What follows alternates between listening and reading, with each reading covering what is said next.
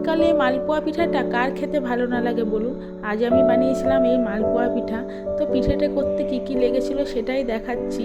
3 cup সুজি নিয়ে নিয়েছিলাম আর সাথে নিয়েছিলাম 3 কাপ ময়দা। তো সমান সমানে হলে না এই পিঠাটা খুব ভালো হয়। তারপরে দিয়ে দিয়েছিলাম এর ভেতরে অল্প একটু লবণ, আর দিয়ে দেব একটু মৌরি, আর দিয়ে দেবো 1 কাপ চিনি।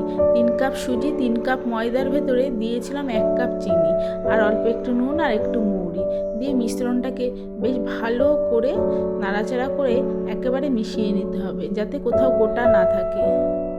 খুব সুন্দরভাবে মিশ্রণটিকে যখন মেশানো হয়ে যাবে, এর ভেতরে দিতে হবে দুধ। আর আমি পুরোটাই বানিয়েছিলাম দুধ দিয়ে। দুধটাকে আগের থেকে জাল দিয়ে বেশ ঘন করে রেখেছিলাম। তারপর মিশ্রণটির ভেতরে অল্প অল্প করে দুধ দিয়ে কিন্তু মিশ্রণটিকে গুলতে হবে। বেশি দুধ দিয়ে দিলে একবারে কিন্তু দলা পাকিয়ে যেতে পারে।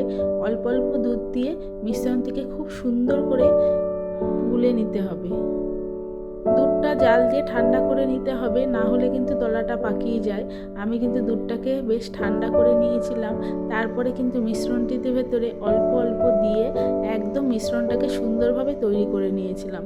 আর এই মালপোয়া পিঠা খেতে না খুবই ভালো লাগে। আমি কিন্তু খালি তেলে ভেজেছিলাম, কোনো রসে চোবাইনি। অনেকে কিন্তু রসটাকে ঘন করে জাল দিয়ে চিনি হোক গুড় হোক এই পিঠেটাকে ওপরে মাখিয়ে নেয়, কিন্তু আমি এটাকে শুকনোই রেখেছিলাম। খেতে কিন্তু খুবই অসাধারণ লাগে। এরপরে মিশ্রণটাকে ভালো করে গুলিয়ে এটাকে আধা ঘন্টা আমি ঢেকে রেখেছিলাম। আধ ঘন্টা ঢাকতে দিলে না সুজিটা ভিজে যাবে, অনেকটাই ফুলে যাবে। পরে গ্যাসের চুলোয় একটা কড়াই দিয়ে দিলাম। কড়াইয়ে সমপরিমাণ তেল দিয়ে একটু তেলটা তেতে হলে গ্যাসের ফ্লেমটা লোয়ে দিয়ে আমি মিশ্রণটিকে একটা হাতার সাহায্যে দিয়ে দিলাম। তো দেওয়ার সাথে সাথে দেখলে তো কত সুন্দর ফুলে গেল। আর এই ফোলা ফোলা হলে না পিঠেগুলো খেতে খুবই ভালো লাগে, দেখতেও খুব ভালো লাগে। অসাধারণ পিঠে তৈরি হয়েছিল, আর খেতে কিন্তু খুবই স্বাদ হয়েছিল। আর এরকম পিঠে বানানোর জন্য এই রেসিপিটা ফলো করলেই কিন্তু এরকম পিঠে তোমরা বানিয়ে নিতে পারবে।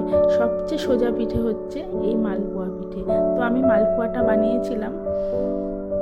এই হয়েছে তার লুক। কেমন হয়েছে তোমরা জানিও।